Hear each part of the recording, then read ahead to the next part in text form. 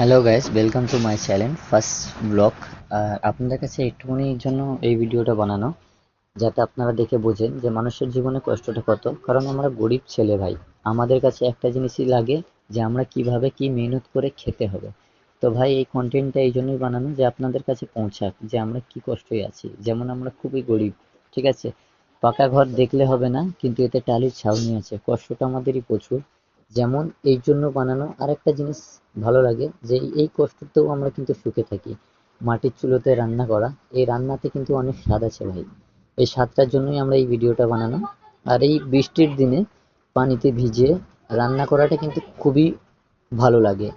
এই বৃষ্টিটাও যেমন সাধারণভাবে এই বর্ষার দিনে হেভি লাগে। তো ভাই আপনারা এই ভিডিওটা দেখে যদি আপনাদের ভালো লাগে, ফলো, লাইক, কমেন্ট, সাবস্ক্রাইব করো। আপনাদের কাছে এইটুকুনি অনুরোধ, কারণ আপনারা, আপনাদের জন্য একটা ভিডিওতে একটা লাইক, একটা ফলো, একটা কমেন্টের জন্য আমরা কিন্তু অনেকটা এগোতে পারবো। এই ভিডিওটা এই জন্যই বানানো যাতে আমরা একটু আগে বাড়ি।